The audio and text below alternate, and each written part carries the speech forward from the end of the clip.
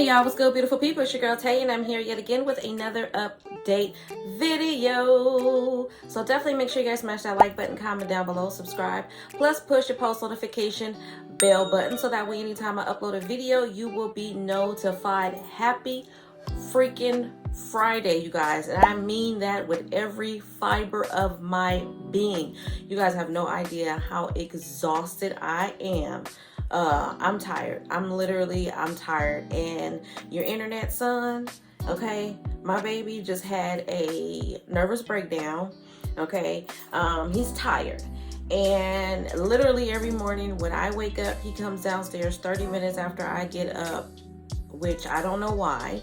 But he wakes up and follows me and sits with me, and then, you know, I'm up at 7:30 in the morning. I have to start at 8, and then he doesn't go back to sleep, and so that leads to a very, very cranky kid. So he had a nervous breakdown about something that he normally would not have cried about, and I literally just got him to sleep. I'm exhausted. I want to lay down and close my eyes myself. In fact, I might actually do that, but I want to get this video up for you guys. So enough ranting. We're gonna jump right into the news. I did get a chance to check emergency SNAP maximum benefits for the month of May, and as of right now, I'm not seeing any additional states being added to that list. So even though I'm going to go over that information a little bit later on in the video, I am not going to go over the payout dates because I did that in yesterday's video. So if you guys missed it and you didn't get a chance, definitely check out yesterday's video for the payout dates. Okay, but starting off, we've got a post from the HuffPost is what it's called. This came out about 14 hours ago,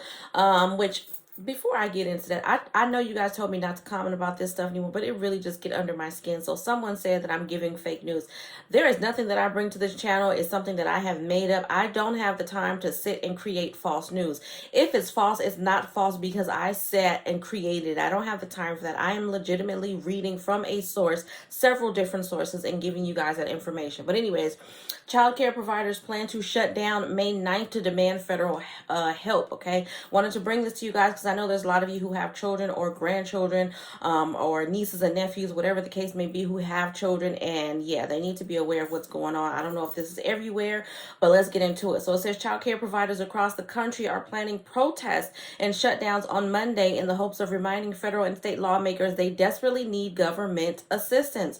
Officials from Community Change, the progressive grassroots group leading the effort, told HuffPost that nearly 300 providers from 25 states have already signed up to be part of what they are calling a Day Without Childcare, National Day of Action. Okay, in a conference call on Thursday, which was yesterday, several of the participating providers talked about their plights as they try to stay in business at a time when they can't pay enough to attract and keep workers, and when they can't ask families to pay more because so many parents already struggle with child care's high cost. Okay, they are saying we can no longer afford to wait, said Britannia Bays, a provider from West Texas who will be closing her doors on Monday and helping to lead a march at the Texas state capitol in Austin. Okay, our families are out of options. It feels like we all know that.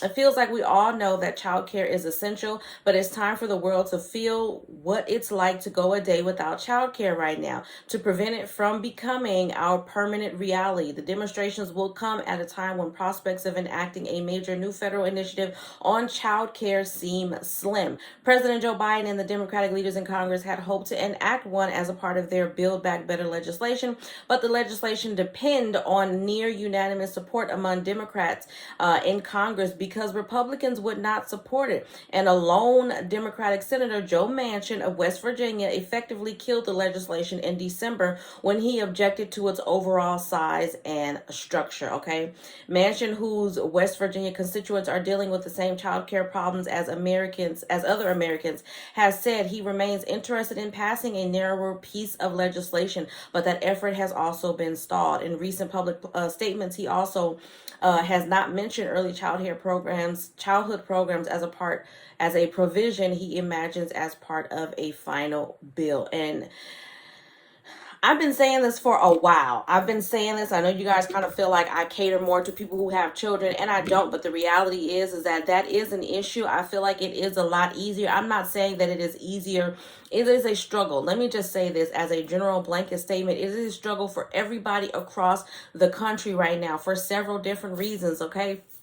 Being on a fixed income, okay, having a disability, being a single parent. There are a lot of different issues that I try to bring attention to on this channel to say that, yeah, I know that they exist. The problem is getting our politicians to realize that they exist, and childcare is a real issue. And honestly, I want to say childcare has been an issue for a while, not just since the pandemic and everything that had to do with the virus. Childcare is really, really expensive. If you are a single parent, if you're not married, most times you're pretty much paying everything, if not 80% of what you're making from your job just so you can go to work. And that leaves you with nothing. So then you end up having to get a second job or a third job sometimes, and you're tired at the end of the day. Nobody wants to go to work working several jobs just to make ends meet, okay, and barely see their children. Like, that's not the life. That's not the American dream, okay? Childcare is an issue, but unfortunately they make it really, really difficult for people who need childcare assistance to get it. You have to jump through so many hoops to get it. It's ridiculous, okay? I feel like they want just about everything except the last drop of your blood in order for you to get assistance in these programs a lot of the times. And it's like enough is enough. Either you're going to help or not. What I think should happen in most times, in most situations, I'm not a politician.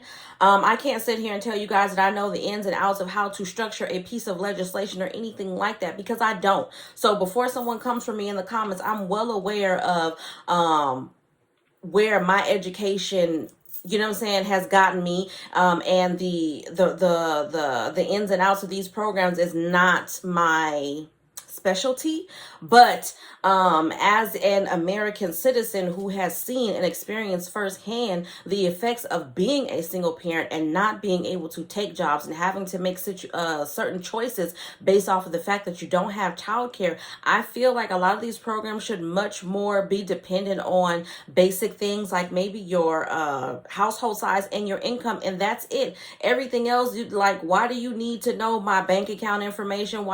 All of that stuff is unnecessary, okay? If you need me to provide you with some type of documentation to say I have a job when I get a job, that's understandable. But everything else, it's like they want everything under the sun, okay? You go through all of this drama to get this assistance sometimes, and it takes them forever to implement it. It's always something. It's a wait list. You got to have this many kids. You guys just don't know the struggle, okay? So I do wish that they would do something.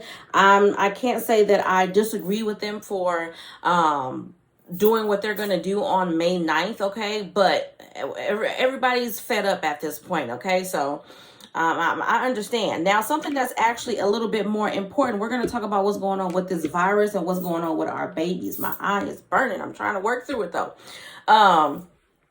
It says the CDC currently is investigating more than 100 cases of unexplained hepatitis in children, including 5 deaths. Okay, this was reported by CNN about 6 hours ago. It says the U.S. Centers for Disease Control, which is the CDC and Prevention, said Friday that it's investigating about 109 cases of severe and unexplained hepatitis in children in 25 states and territories that may be linked to a worldwide, I don't want to say, let's just say that there's something going around, okay? I don't want to say the word just in case. OUTBREAK, okay? I'm going to put it on the screen. Among them, 14% needed transplants and 5 children have already passed away. Nearly all the children, more than 90%, needed to be hospitalized. Dr. Jay Butler, the CDC's Deputy Director of Infectious Diseases, stressed that the investigation, a partnership between the CDC and state health departments, is an evolving situation. Not all the hepatitis cases they are studying now may ultimately be caused by the same thing, okay? It's important to note that this is an evolving situation, and we are casting a wide net to help broaden our understanding, Butler said. Hepatitis, or swelling of the liver, can be caused by infectious autoimmune diseases, drugs, and toxin.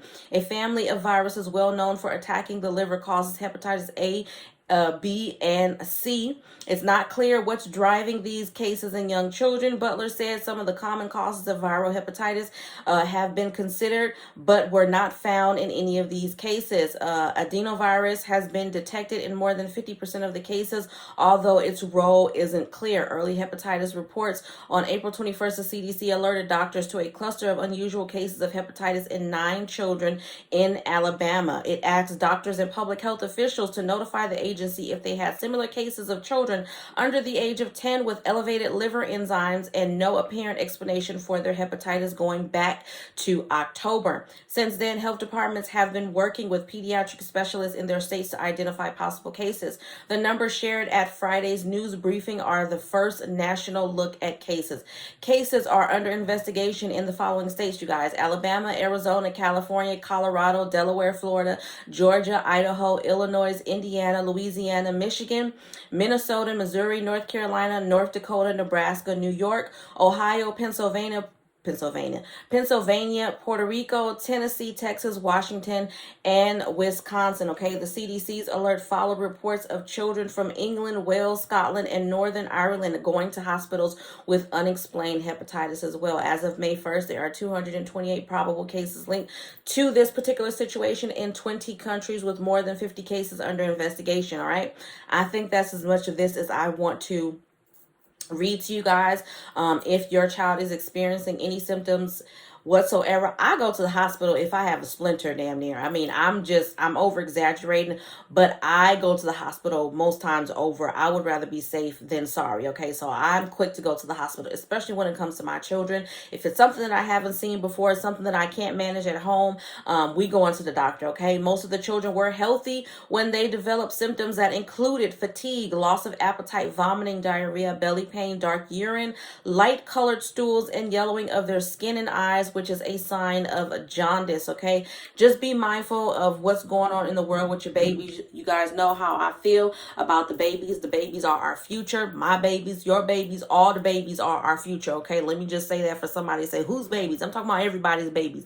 The babies. Okay, all the babies are our future. I'm always going to be an advocate for children because there's not enough advocates for them in the world. This, you know what I'm saying? And yeah, that enough said on that. There's just not enough advocates for children nowadays. So I'm always going to stand up for babies. All right. Be mindful of what's going on at your children's school, after school programs, tutoring, whatever the situation may be. Just be mindful. Like I said, y'all already know how I am. My children are at home.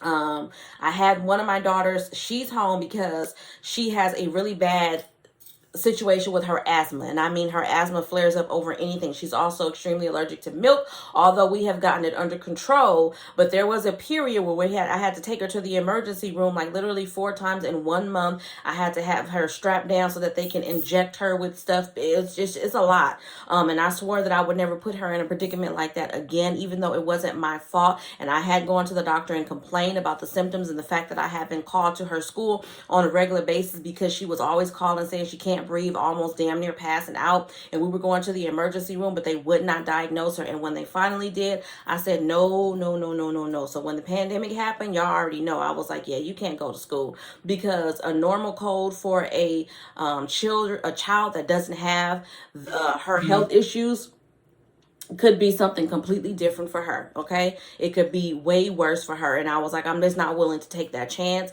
I feel bad because she doesn't get that social stimulation that children get when they're in school, but I would rather be safe and have her alive, you know what I mean, than anything else. And the same thing with my son. I told you guys there was too many exposure notices that was going on at his school. Every time I went and picked my kid up, it was something different. Oh, I just can't get into that right now, but be mindful, you guys. I thought that this was important, so I wanted to share it with you guys. There's a lot going on. Jumping or piggybacking off of that, there was another one. There's another article here that actually came out a couple of days ago. It says that a new variant could be to blame for the hepatitis situation going on with our kids. Okay, health chiefs have said it is one of their working theories as they probe what is behind the surge in cases. Okay, they've got some stuff going on in the UK. I don't really want to get into that, but it includes a drug toxin or environmental exposure.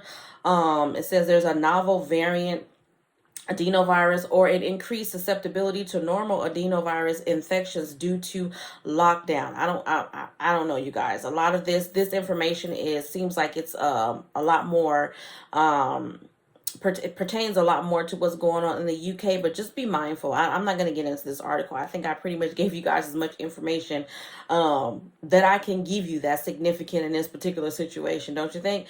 Moving on from that, Amazon will no longer pay sick leave for pandemic related, but will pay $4,000 for employees to terminate their pregnancies. This actually came out a couple of days ago. It doesn't say what the source is, but the author of this particular article is Kristen Walters. Amazon will no longer offer its employees paid sick leave if they contract the virus, but they will pay up to $4,000 to employees who have to travel to terminate their pregnancy. Okay, Amazon's latest employee sick leave policies have some people scratching their heads. It's definitely got me over here thinking bubbles are definitely flying around my head. According to an internal memo, Amazon recently informed its employees that it would no longer offer paid sick leave to employees who become ill due to the virus, which is just dumb. I literally just received an email from my employer telling me that there is 80 emergency sick leave hours available, and because I'm a new employee, you have to wait at least 90 days before you qualify for sick leave and, paid time off and all of that. But because of the pandemic, if I were to get ill due to the pandemic, then there's 80 hours available for me. So that doesn't make sense, but whatever. Previously, the company would offer employees up to 2 weeks of paid time off. Exactly, 80 hours. If they were diagnosed with the virus. From now on, they will offer 5 days of unpaid time off to those who fall ill from the virus. Additionally, Amazon will no longer excuse time off while waiting for test results. Their rationale for this decision is that employees can now use rapid tests, which will let them know almost immediately if they are infected or not. That's if they want to pay for it. Like, again, those infected, from my understanding, I haven't had a test, rapid or slow, whichever one. I haven't had either. No, I take that back. I did go and buy a test. I bought a test from a drugstore like CVS, and I took one of those here at the house, which was negative. But I know from going to my doctor that these rapid tests cost money, and depending on where you go, it could be pretty pricey. You know what I mean? $75 upwards to $100 may even be more, again, depending on where you go. While Amazon is no longer willing to support employees whose lives have been impacted by a global pandemic by offering paid leave, they are willing to provide financial assistance to employees who are seeking terminations. I'm not going to say the word, but terminations of their pregnancies. You guys know that I am against that. Except in certain situations, and I'm not going to get into that here. The company will pay up to $4,000 in travel expenses to an employee who cannot obtain this procedure within 100 miles of their home. This travel stipend also covers other non-life-threatening medical treatments such as oncology, substance abuse disorders, cellular gene therapies, and cardiology. Amazon also offers employees up to $10,000 in travel reimbursements if they must see care for life-threatening issues. I love me some Amazon, but I'm not feeling this new policy change at all. I'm not feeling that. I'm not feeling that. Which, by the way, if you guys don't have Amazon Prime, don't forget to check the description box down below, because you can get 30 days free on me if you are receiving, which I know majority of you guys are. If you're receiving any type of EBT benefits in your state, there is also a discount for Amazon Prime. I believe in my state, it's, I think, last time I checked, it was $5.99 and maybe $6.99 now. But generally, it's like $14, $15 a month. So I just wanted to point that out. Don't forget to check the description box for that. But yeah, I'm definitely not feeling this new plan. Comment down below. Y'all let me know what y'all think about this new policy. How do you feel about it? You think it's okay? I know they're trying to spruce it up by offering all of these other contingencies to their very weird health plan, but yeah, the main concern right now, and that here's my thing. I know that just recently there was some information that was released. I can't remember who it was released by, but I know there was some information that was released when they decided to start lifting the mask mandates and different mandates in the states and all of that, saying that 14 days is no longer needed for quarantine. I've seen that somewhere, and they were saying that it was like 5 days or 7 days or whatever. I still think that people should take 14 days because I don't know. I just don't feel comfortable with that. I don't feel like they have enough information to make that to suggest that to anybody. The story keeps changing. There's a new variant. Do we know how long this new variant is in a person's system? Do we know how long it stays, I wouldn't say dormant, but do we know how long it's festering in a person's body before the symptoms start to become more obvious to a person? You know what I mean? People are asymptomatic, don't have symptoms at all, could be walking around for a long time, have been walking around for long periods of time, not knowing that they had the damn virus because they didn't have any symptoms. So do they have all the information that they need for these new variants? And I don't think that they do. They're saying that they don't know. They're trying to figure out what's going on with this hepatitis. They have no idea. So why are you being so relaxed with all of these precautions that were put into place to help keep people safe and healthy? I just don't understand a lot of this stuff that's going on in the world today. I can say that I have theories about why they're doing certain things, but I don't understand it. I don't agree with it, you guys. It doesn't make any sense to me. But we are going to jump into emergency SNAP maximum benefits for the month of May. Really quickly, I did want to also go over emergency SNAP maximum benefits for April, just for the states that have not paid out, okay? I want to do that first. So for April, I think I'm going to go over the payout dates for May. Let me see, because we're already at 20 minutes. So for April, we have we're in May already. California will be receiving April benefits May 14th and May the 21st. If those days fall on a Saturday, or then you'll get the benefits on that Sunday, okay? That's for California, May 14th and the 21st. Hawaii, May the 11th, which is next week. I'm trying to see if there's anything else. I thought Georgia was paying out a month behind, but it doesn't look like they are.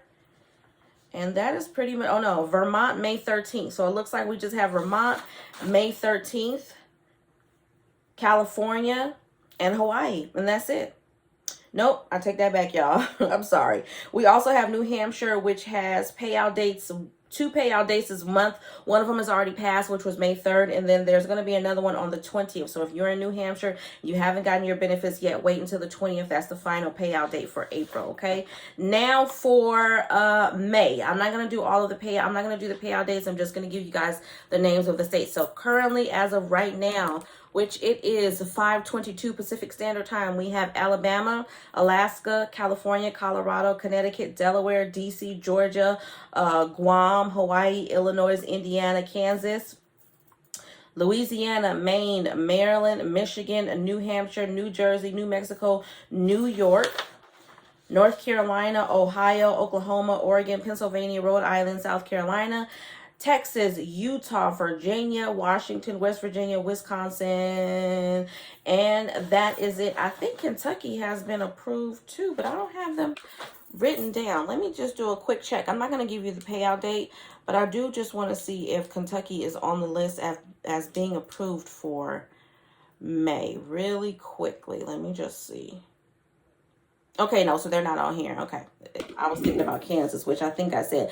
But anyways, you guys, that is absolutely all that I have for today's video. I hope this information was in some way helpful or useful to you guys in at least a little bit. Do me a favor. Don't forget to smash that like button because it really does help to let YouTube know that you like what I'm doing and you want me to stick around. Also, if you get a chance, you guys, don't forget to drop me some purple hearts down below. I don't even know if we have purple hearts, but if you can find some purple hearts, let's drop them down below. Let me know you made it all the way to the end of the video. Like I said earlier, don't forget to check the description boxes. I will have some really great discount codes down there, as well as a link for Amazon Prime that you can get 30 days free on me. So don't forget to check that out. As always, I am going to say, remember to live, love, and elevate. Mothers, happy Mother's Day, okay? Happy Mother's Day. If you guys are not already following me on my beauty and lifestyle channel, you should be, okay? That link will also be down below in the description box. I'm probably most likely going to do some type of vlog for Mother's Day. My kids are coming. The rest of my children are going to be here. They haven't been here in 3 weeks and I miss them so very much. So There's definitely going to be a vlog up. Most likely there's going to be a makeup video up for those of you guys who are interested in that. Head over there and show me some love. But on that note, you guys, I'm going to get out of here. Again, happy Mother's Day to all of you guys. You know, I truly love you guys and appreciate you guys. Mothers, we are not appreciated enough in this world. Women, we are not appreciated enough. Mother or not, you are a mother, okay? If you got a uterus, regardless of whether you had children or not, you are a mother. Let me tell you something. We are not appreciated, not nearly as much as we should be. We go through a lot. We do a lot. The job never stops. It never stops. Even when they're old and grown, it never stops. So with that in mind, I want you guys to have a fabulous weekend, as good as you can be. If you don't have nobody to celebrate it with, celebrate it by your doggone self, okay? My mother is passed away. Both of my grandmothers are passed away, but I'm going to take the time to acknowledge the fact that I know that I do a hell of a lot. I'm constantly moving for myself and my children, and that's not going to stop ever, okay? So I'm going to leave y'all on that because I've been talking a lot in this video. I love you guys truly, and I'm going to get out of here. Peace. I'll see you in the next video.